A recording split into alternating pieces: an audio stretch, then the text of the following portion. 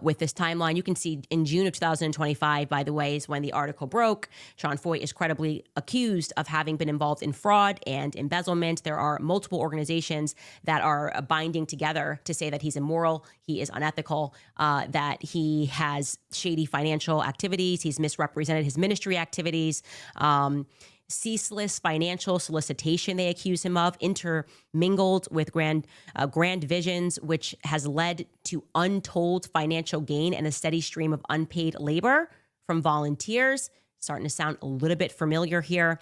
And they make statements that he was purportedly using, and I'm going to say this is allegedly, I'm reading this from the article, using business credit cards for personal expenses. He diverted donations to personal accounts. He inflated the prices that were paid to vendors. He's using ministry funds to rent his own cabin in Montana for the ministry board meeting. I mean, there's all of these allegations that are coming from him. And by the way, even people who formerly worked at Turning Point USA say the same thing, that there's something not right about Sean Feucht. Now, despite all of this, and this breaks down the very many properties that they say are owned by him, very expensive properties, by the way, there's always going to be a real estate, there's almost going to be like a real estate theme and what we're going to discuss later.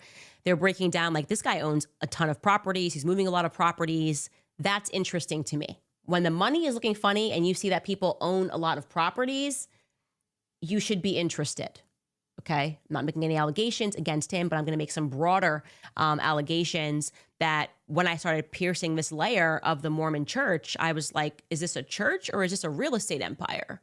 Never seen so many real estate transactions in my life. People that were paying cash more than what the property was worth. And I'm going, when I see this much real estate being purchased in cash, I know a thing or two about money laundering. It's a good business to be in, is all I'm saying, right? It's a good business to be in.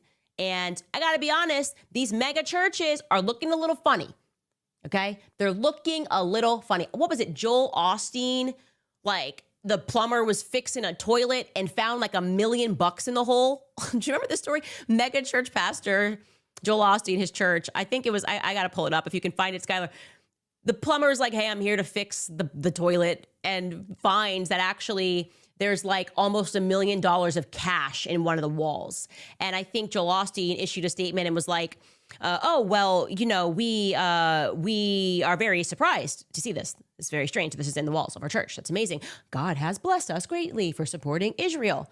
I'm joking. He didn't say that, but I think the excuse that he gave, here it is, the plumber doing repairs, November 10th at the mega church, blah, blah, blah.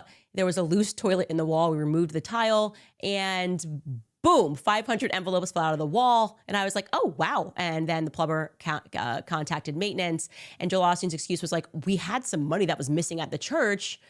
Here it is. These pastors like tickle me now. It's like, I don't know. That's so crazy. That is so crazy. There you are. There you are, $1 million. I did not see you there. Happens all the time. Rich people problems, you know, rich people problems, just so much money. You got to put it behind a toilet. And he said that that's what they thought maybe it was. To me, when I hear cash flowing like that, my mind goes to, and we're talking like a lot of these mega churches are always in California or Arizona, and I'm not saying this about Joel Osteen. I'm talking about the broader implications of cash being found in any place. I'm thinking the cartels, right? Like that's where my mind's at. I'm thinking cartel money is flowing through the border and could end up in a closet somewhere. Again, I'm not correlating that to Joel Osteen, but I do think the fact that money was found there is weird, and his excuse makes no sense. I will say that. Now, jumping back into our timeline, where was